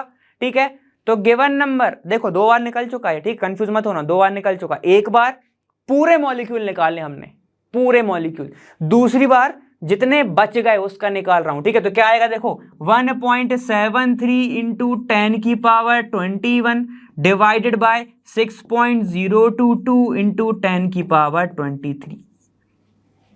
क्लियर, समझ में आ गया इतना। ठीक है, अब देखो मैं थोड़ा सा खेल रहा हूं, कैसे, इसको मैं लिख सकता हूं कि 17.3 इंटू 10 की पावर 20 डिवाइडेड बाय 6.022 इंटू 10 की पावर 23। मुझे थोड़ी इजी कैलकुलेशन करनी थी तो मैंने ऐसे लिख दिया भाई। ठीक है, तो क्या होगा, ये चला जाएगा 10 की पावर -3 ऊपर आ जाएगी। अब देखो एग्जाम यहाँ पे मिला लूँ, अगर 10 की पावर -3 है किसी आंसर में तो जरा टिक कर देना। देखो 10 की पावर -3 इसमें भी है, इसमें भी है, इसमें भी, अब तो फंस गए, अब पूरा ही कैलकुलेट करना पड़ेगा। तो इसको करोगे तो लगभग 2.88 कुछ आपका आंसर आ जाएगा, 2.8 ही आएगा ना। ठीक है 3 तो जाएगा नहीं, 18 नहीं है ना इधर, 2 ही आएगा, 2.88 के पास में आएगा। ठीक है, तो यहाँ पे ये आ जाएगा आंसर आपका 2.88। 28.8 नहीं आएगा, 288 तो और ही नहीं आ सकता, इतना बड़ी डिजिट नहीं है इसके ऊपर। क्लियर है, समझ में आ गया? तो ये रहेगा आपका, ऐसे आपको आंसर निकालने पड़ेंगे, तो आपका ऐसा आंसर आ जाएगा। क्लियर है, चलिए आगे चलते हैं। चलिए अब नेक्स्ट क्वेश्चन कैलकुलेट करके देख लेते हैं। यहाँ पर बोल रहा है when 18 gram of glucose is dissolve in 180 gram of water then the mole fraction of glucose is. ठीक है, मोल फ्रैक्शन ऑफ ग्लूकोज के बारे में अपन को डिस्कस करना है। क्लियर है, तो चलो डिस्कस करते हैं यहाँ पे क्या होने वाला है। क्लियर, चलो आ जाओ। यहां पर दिया हुआ है आपका 18 ग्राम ऑफ ग्लूकोज। ठीक है, तो मैं इसको क्या लिखूंगा कि मुझे मिला हुआ है गिवन वेट ऑफ ग्लूकोज। ठीक है, इज इक्वल टू कितना है 18 ग्राम। चलिए क्लियर है, चलो अब यहां पे लिखा है 180 ग्राम ऑफ वाटर में जा रहा है, मतलब मैं इसको लिख सकता हूं कि गिवन वेट ऑफ H2O मेरे पास कितना है, देखो ये है आपका 180 ग्राम। मोल फ्रैक्शन के लिए हमें क्या चाहिए होता है? ठीक है, तो मैं यहां पर लिख रहा हूं जो B है इसको मैं मान रहा हूं B, ठीक है, और इसको मैं मान रहा हूं A। तो मोल फ्रैक्शन को कैसे शो करते हैं हम? चाई से, तो मैं लिखूंगा चाई B मुझे निकालना है इज इक्वल टू क्या होता है, एक का कंपोनेंट, एक कंपोनेंट, ठीक है, moles of B upon total moles of component. ठीक है, मोल्स ऑफ टोटल कंपोनेंट, यही होता है। ठीक है, यही होता है मोल फ्रैक्शन। ठीक है, mole of particular component to the total mole of component जो कि मिक्सचर में प्रेजेंट होंगे वो। क्लियर है, चलो यहां पर आपको मोल्स निकालने हैं। मोल्स के लिए क्या लगेगा, given weight upon molecular weight, कैसे तो अपन यही कर रहे हैं। चलो देखो, तो यहां पर इसको मैं कैलकुलेट करूंगा, ग्लूकोज का जो बेटा मॉलिक्यूलर वेट है वो कितना होता है 180 ग्राम, 180 ग्राम। ठीक है, और वाटर का जो मॉलिक्यूलर वेट है वो कितना होता है 18 ग्राम। ठीक है, कितने सारे 8 हो गए, है ना। चलो देखो यहां पर इसको कैलकुलेट करेंगे, given weight upon molecular weight of NB, तो मैं अलग अलग निकाल के पुट करूंगा। NB इज इक्वल टू कितना होगा, given weight upon molecular wait. B किसको लिया है, ग्लूकोज को। ठीक है, तो इसको मैं लिखूंगा 18/180, ये जाएगा 1/10। ठीक है, तो Na कितना आएगा, देखो Na आएगा आपका, गिवन वेट कितना है 180 अपॉन आपका ये हो जाएगा 18 मॉलिक्यूलर वेट ऑफ वाटर। ठीक है, तो ये कितना आएगा 10। सब चीज आ गई, फॉर्मूले में पुट करेंगे। चलो देखो ये कितना आएगा, देखो ये हो जाएगा 1/10, ये भी हो जाएगा आपका 10 प्लस 1/10, यही आएगा, यही आएगा। क्लियर है, चलो अब इसको जब कैलकुलेट कर लोगे तुम तो आएगा आपका 0.009। ठीक है, 0.009 कुछ आएगा। कैसे सर, करके दिखा दो। ठीक है, तो देखो ये कितना हो जाएगा 0.1, 0.1 प्लस ये कितना हो जाएगा, देखो यहाँ पर ये हो जाएगा 10 था। ठीक है, ये हो जाएगा 10, इसको कैलकुलेट करोगे 0.1 अपॉन 10.1। अब ये तो कैलकुलेट कर लेना, 1/101 को डिवाइड करोगे तो आपका ये आएगा। ठीक है, आंसर देखो ये कितना है, देखो 0.091 ना 0.99 नहीं, 9.0 इतना बड़ा तो आएगा ही नहीं। आंसर क्या आएगा आपका ए वाला 0.0099। ठीक है, आगे भी बहुत बड़ी डिजिट आने वाली है जिसको अपन अप्रॉक्स लिख लेंगे 0.09, या फिर आप लिखना चाहो तो 1 भी लिख सकते हो उसको, 0.01। क्लियर है, क्योंकि 99 है, अप्रॉक्स करके 1 हो जाएगा। क्लियर है, ठीक है, तो ये रहा आपका 14 क्वेश्चन, कितना इजी था। ठीक है, यहाँ पर मोल फ्रैक्शन से अपन ने ये निकाला। क्लियर, चलो आगे देखो 15th क्वेश्चन यहाँ पे बोल रहा है which of the following pairs of gases contain equal number of molecule. अब यहाँ पर फिर से नंबर की बात आ गई भाई, फिर से नंबर की बात आ गई है, तो क्या करोगे। ठीक है, फिर से फॉर्मूला लगाएंगे, क्योंकि गिवन मास तुम्हें दिख रहा है, ये देखो ये गिवन मास दिख रहा है, तो क्या करेंगे हम फिर से फॉर्मूला लगाएंगे। कैसे लगाएंगे वो सबको पता है, mole is equal to relation, अब डायरेक्ट लिख रहा हूं कि given weight of gas upon molecular weight of gas is equal to number of gas upon Avogadro number, ये वाला। क्लियर, चलो पहले वाले के लिए देख लेते हैं, ये मैं बना रहा हूं पहला। ठीक है, 14 ग्राम ऑफ CO2, तो सबका एक काम करते हैं, पहले तो अपन सबका मास निकाल के रख लेते हैं, मॉलिक्यूलर मास, तो डायरेक्ट अपन पुट करते रहेंगे। ठीक है, CO2, ठीक है 12 + 32 44 ग्राम। ठीक है, और क्या है आपका O2, सबको पता है अब तो 32 ग्राम। ठीक है, फिर है आपका CO कितना है, देखो 14 + 16 कितना हो जाएगा आपका, यहाँ पे ये हो जाएगा 26 ग्राम।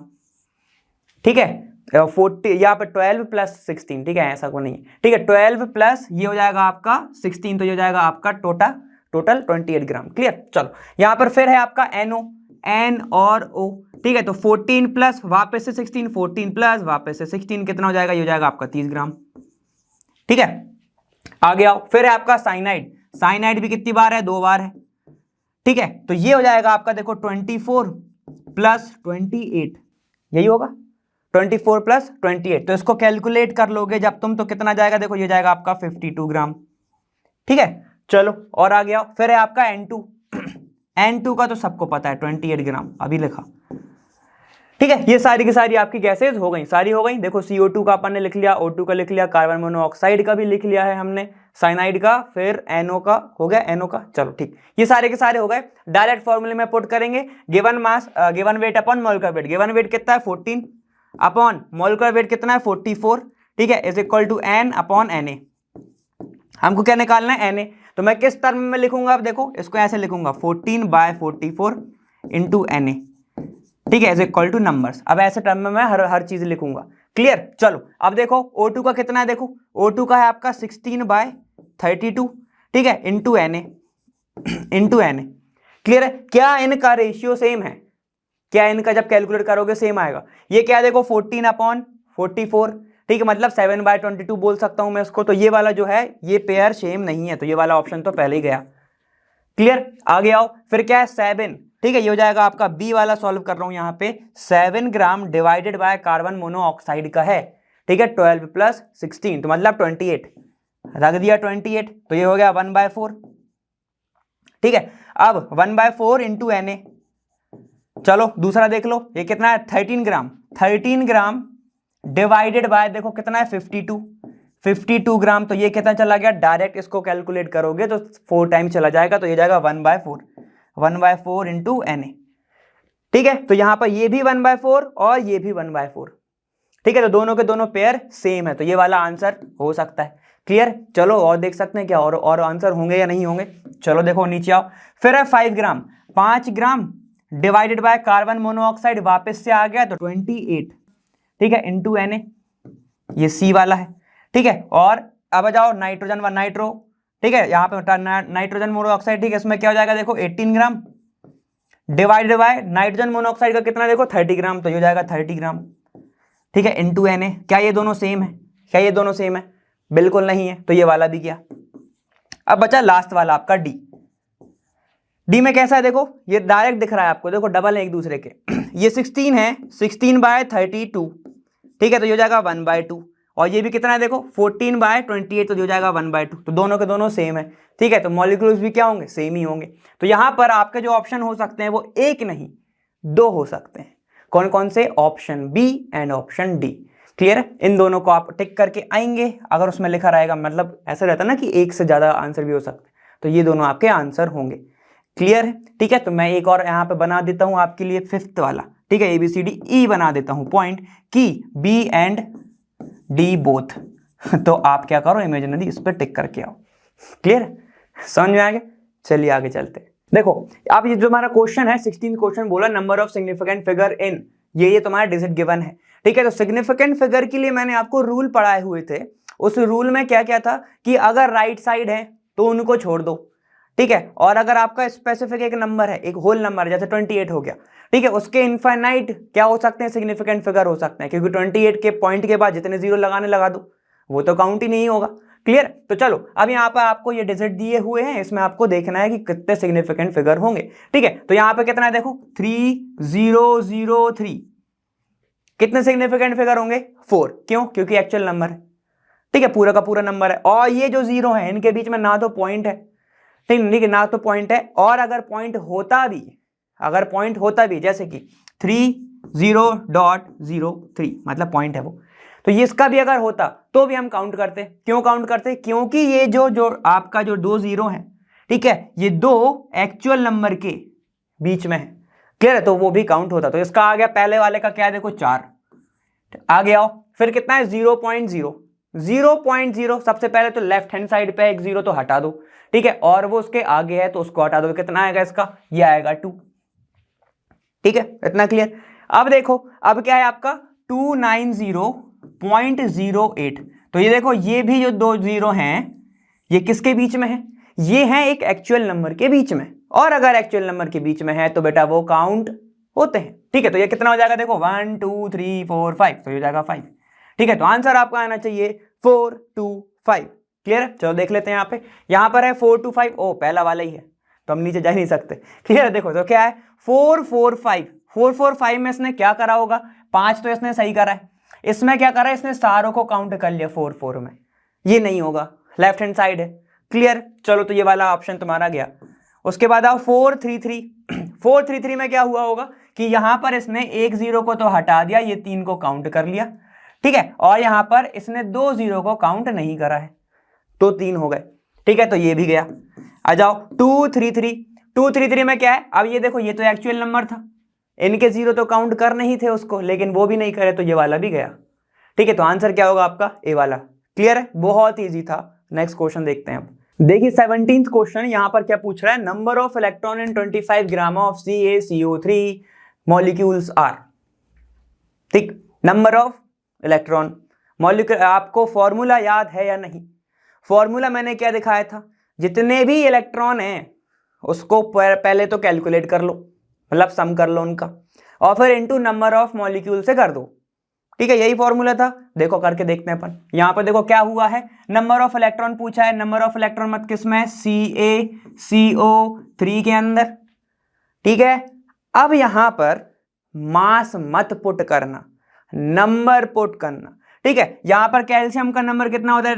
एटॉमिक नंबर 20, प्लस यहां पर कितना होगा? ये 6 प्लस 3 इंटू 8। ठीक है, ये कर दिया मैंने। मतलब मॉलिक्यूल में जितने भी एटम थे उसके इलेक्ट्रॉन मैंने यहां पर सम कर दिए। क्लियर? इनटू क्या कर दूं मैं? Into number of molecule, number of molecules of CaCO3। ठीक है, समझ में आ गया इतना? ये मैंने पुट किया, इसको कैलकुलेट कर लो। अब यहां पर देखो गलती कहां होती है? गलती यहां पे होती है कि जैसे, क्योंकि सबको क्या याद रहता है, देखो मेरे को भी पता है, कभी कभी प्रैक्टिस करते टाइम हो भी जाता है कि लोग जो हैं पहले तो एटॉमिक नंबर पुट करते हैं, अगर मॉलिक्यूल बड़ा रहा तो वो एटॉमिक मास भी कभी कभी पुट कर देते हैं। जैसे कि कभी इनने 20 लिखा, फिर कार्बन का लिखने आया तो 12 लिख दिया, क्योंकि एटॉमिक मास सबको ही याद रहता है ना, सबको क्या प्रैक्टिस रहती है एटॉमिक मास लिखने की, मॉलिक्यूलर मास को कैलकुलेट करने की प्रैक्टिस रहती है, इसलिए यहां पर गलती हो जाती है। ठीक है, तो वो नहीं करना है अपन को। चलो इसको कैलकुलेट कर लो, कितना आएगा? देखो ये हो जाएगा 26, और यहां पे कितना है ये? ठीक है, ये हो जाएगा 24। इसको कैलकुलेट कर लो, कितना आएगा? देखो ये हो गया आपका 26 प्लस 24। ठीक है, ये हो गया 50। 50 इंटू नंबर ऑफ मॉलिक्यूल कैसे निकालोगे? नंबर ऑफ मॉलिक्यूल के लिए एक फॉर्मूला होता है मोल इंटू एवोगाड्रो नंबर। यही होता है, यही होता है ना। रिलेशन लगा दिया मैंने सीधा। रिलेशन क्या था अपना? देखो mole is equal to given number upon molecular, यहाँ पे क्या है? एवोगाड्रो नंबर, तो मैंने डायरेक्ट रिलेशन लगा दिया। यही है तो नंबर ऑफ मॉलिक्यूल निकालने के लिए। अब देखो मैं मोल को थोड़ा और ओपन करके लिख रहा हूं। मोल कैसे निकालोगे? मोल तो है ही नहीं ना हमारे पास, तो हमें उसको भी तो निकालना पड़ेगा। तो अब ध्यान से देखना, यहां पे मैं लिख रहा हूं given weight of CaCO3 upon molecular weight of CaCO3 into Avogadro number. Clear? ऐसे मैंने लिखा। गिवन वेट कितना है? 25। ठीक है, तो और मॉलिक्यूलर वेट कितना होगा वो तो निकालनी पड़ेगा। मॉलिक्यूलर वेट, अब देखो इसलिए बोल रहा था, अब मॉलिक्यूलर वेट निकालेंगे तो अब इलेक्ट्रॉन मत पुट कर देना। मॉलिक्यूलर वेट निकालोगे तो क्या आएगा? 40, 12 और यहां पर 48। तो कैलकुलेट करो कितना हो जाएगा? ये लगभग हो जाएगा आपका 100, लगभग के 100 ही होगा वो। क्लियर है? चलो यहाँ पर अपन सारी वैल्यूज को पुट कर देते हैं। ये जाएगा 50 इंटू गिवन वेट कितना है आपका? 25 upon 100 into Avogadro number 6.022 into 10 की पावर 23। चाहो कैसे भी चाहो कर लो इसको कैलकुलेट। कैसे कैसे कर सकते हैं? देखो ये 1 ये 2 ऐसे, या फिर 2 जीरो से यहाँ पे काट दो ऊपर वाले। ठीक है, जैसे चाहो वैसे कैलकुलेट कर लो, कैलकुलेशन तुम्हारे ऊपर है। ये हो जाएगा 2। ठीक है, इसको कैलकुलेट करोगे ये हो जाएगा 12.5। 12.5 इंटू 6 करोगे तो लगभग 70 कुछ के आसपास आपका आएगा। ठीक है, तो आंसर क्या आएगा? देखो 70 के करीबन आएगा। तो फिर 48 नहीं, 8 वाला भी नहीं होगा, 75.2 ठीक है, ये वाला आपका आंसर आएगा, ये होगा आपका आंसर, और 84 भी नहीं ही आएगा। क्लियर है? ठीक है ना। इसको कैसे करा, 12 6 जा कितना होता है, लगभग 72 होता है। ठीक है, तो 70 के लगभग ही आएगा ना, 70 की जो भी टर्म दिख रहा है डायरेक्ट लगा दो। अब इतना भी कैलकुलेट करने की जरूरत नहीं है, लेकिन अब अगर उसने पूरा स्पेसिफिक कर दिया कि भाई 72 74 ऐसा 76, तो फिर आपको पूरा कैलकुलेट करना पड़ेगा। क्लियर? अभी अपना ऐसा नहीं है, तो अपन ने डायरेक्ट पुट कर दे कि आंसर क्या आने वाला है। इतना समझ में आ गया? ठीक है, मेन चीज क्या थी, आपको ये जो फॉर्मूला है ये पता होना चाहिए, ये जो फॉर्मूला है ये पता होना चाहिए जो मैंने आपको कराया हुआ था।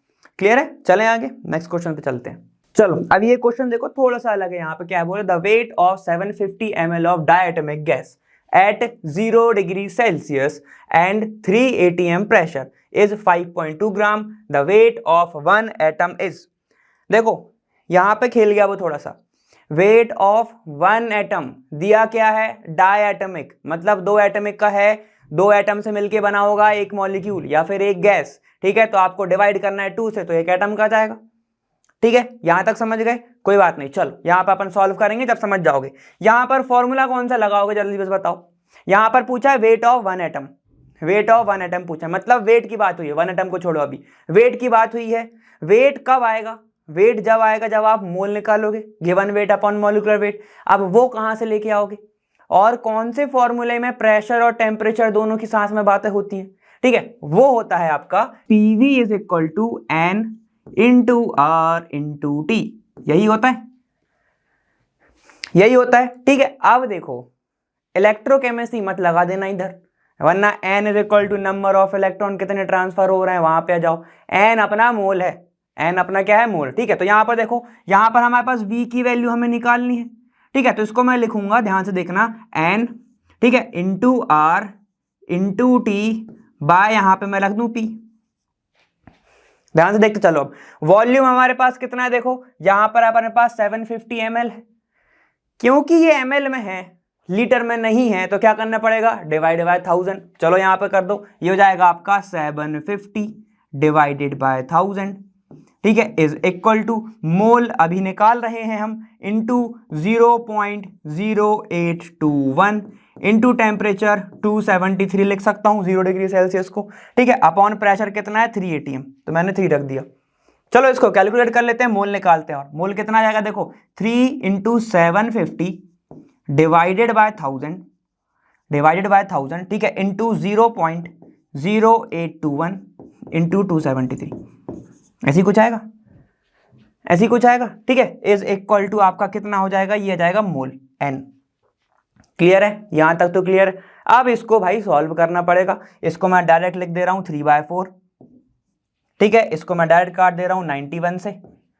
ठीक है, तो लगभग लगभग अगर अप्रोक्स देखें नीचे कितना आएगा, ऐसा आएगा, देखो इज इक्वल टू आ जाएगा आपका 3/30, तो मैं इसको लिख सकता हूं 1/10 मतलब 0.1। ठीक है, तो 0.1 क्या जाएंगे, मोल आ जाएंगे। ठीक है, मैंने जो 30 लिखा है वो अप्रोक्स में लिखा है, 29.99 ऐसा कुछ आएगा। क्लियर है? चलो जब इसको कैलकुलेट करोगे तो आपका जाएगा मोल 0.1। इतना क्लियर हो गया सबको, यहां तक सबको क्लियर? ठीक है, अब उसने क्या बोला है, डायटोमिक गैस है, डायटोमिक गैस है, मोल हमारे पास आ गया। मॉलिक्यूलर वेट निकाल लोगे तो किसका जाएगा, मॉलिक्यूलर मास आ जाएगा एटम का।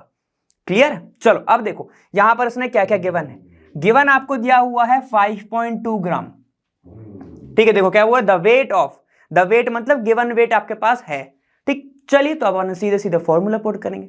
मोल इज इक्वल टू होता है, मोल इज इक्वल टू होता है given weight upon molecular wait. ठीक है, समझ में आ गया? डायटोमिक गैस, ठीक है, डायटोमिक गैस को मैं ऐसे लिख रहा हूं, डाई एटमिक, एटमिक गैस को मैं ऐसे लिख रहा हूं, मान लिया हमने X2 है, वो डायटोमिक है ना, 2 से बड़ी है। ट्राइएटमिक होता तो X3 लिखता, मोनोएटमिक मतलब सिर्फ X। क्लियर? चलो यहां पे ऐसा लिख दिया।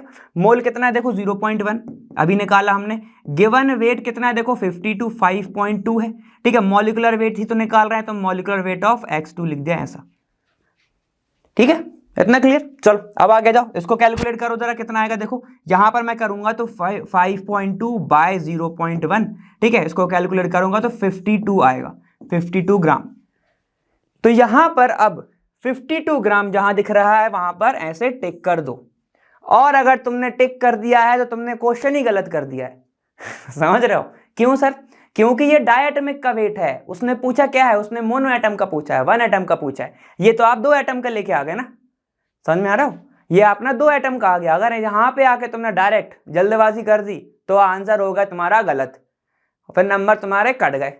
समझ रहे हो? तो यही तो नहीं करना है। चलो देखो, अब यहाँ पर 1 एटम का पूछा है तो क्या करोगे, ठीक है, तो x2 का आया कितना 52, तो x का कितना आएगा भाई 52/2, ठीक है।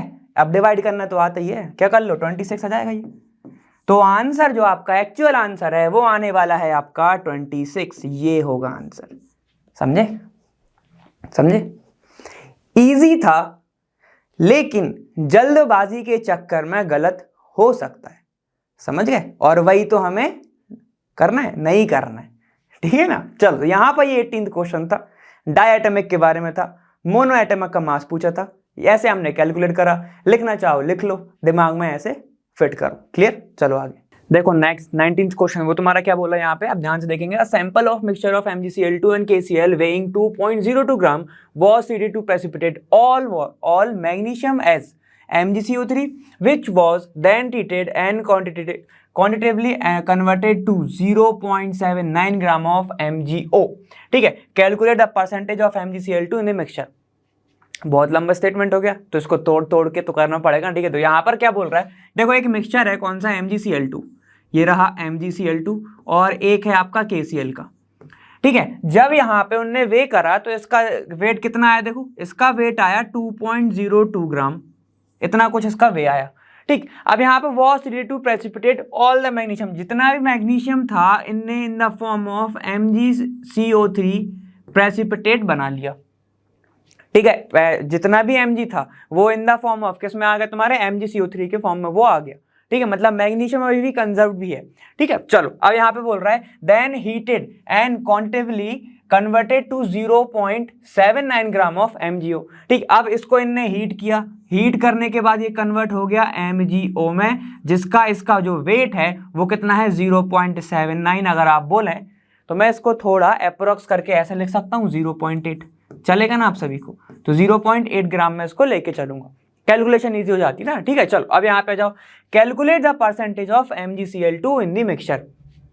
परसेंटेज निकालना है, ठीक है। तो हमारे पास हमको फॉर्मूला पता होता है परसेंटेज, ठीक है। क्या होता है यहाँ पे, mass of element, mass of element, ये रहा एलिमेंट, ठीक है, अपॉन किस में से निकालते हैं अपन, total mass of the mixture, total mass of mixture, ठीक है भाई। इसमें से तो निकालना है ना तुम्हें, किस में से निकालना है, देखो मिक्सचर में से निकालना है ना परसेंटेज, तो टोटल मास किसका लेना पड़ेगा, मिक्सचर का, और परसेंटेज निकाल रहे हो तो इनटू क्या करना पड़ेगा अपन को, 100 से करना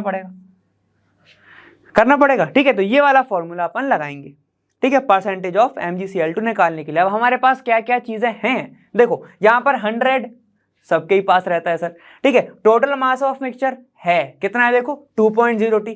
चाहिए क्या हमें चाहिए मास ऑफ एलिमेंट, ठीक है, या फिर मास ऑफ MgCl2 चाहिए, ठीक है। तो अब ध्यान से देखना, अब ध्यान से देखने की बातें हैं, ठीक है। तो चलो यहाँ पे आ जाओ, अब ध्यान से देखो। अब मैंने देखा है कि अभी अपन ने बातें करी कि हर जगह मैग्नीशियम की बातें हो रही थी, यहाँ पर भी Mg का जो मास है वो कंजर्व्ड है, यहाँ पर भी Mg जैसे का तैसा है, यहाँ पर भी Mg जैसे का तैसा है, ठीक है। तो अब मैं क्या लिख सकता हूँ, ध्यान से देखना, स्टोइचियोमेट्री वाला लगा रहा हूँ, मैं लिख सकता हूँ ना कि 1 मोल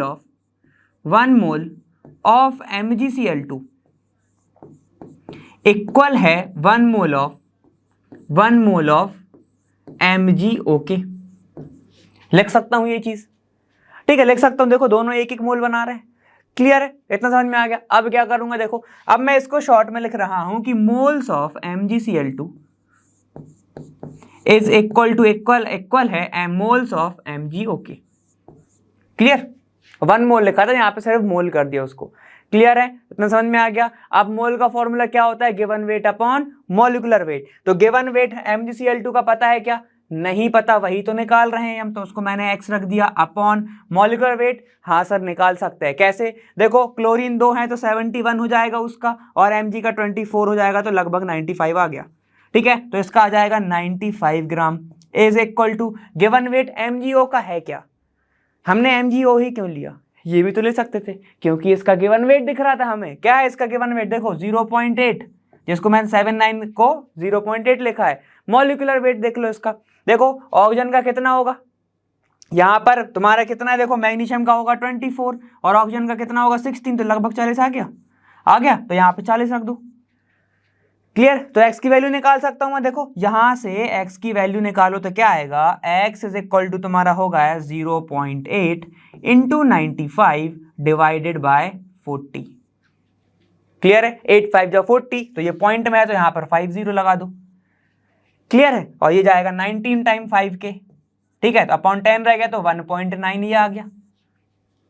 ठीक है, तो x कितना है, मतलब MgCl2 का गिवन वेट, मतलब वेट कितना है मिक्सचर में 1.9 उसका वेट है। क्लियर हो गया, अब देखो सब चीज आ गई हमारे पास, बस यहाँ पर हमें पुट करना है। ठीक है, तो 1.9 उठाओ, यहाँ पर पुट करो, क्या आ जाएगा, देखो percentage of MgCl2 is equal to आ जाएगा 1.9 इंटू 100 डिवाइडेड बाय 2.02, यही है, लिख सकता हूं। अब इसको मैं लिख सकता हूं 190 अपॉन 100, ऐसे कुछ लिख सकता हूं, देखो इसको 10 लिख सकता हूं ना। ठीक है, तो इसको कैलकुलेट करोगे तुम, ठीक है, तो यहां पर सिर्फ कैलकुलेट करोगे तो 0.94 आ जाएगा, इंटू 100 से करोगे तो 94% कुछ आने वाला है।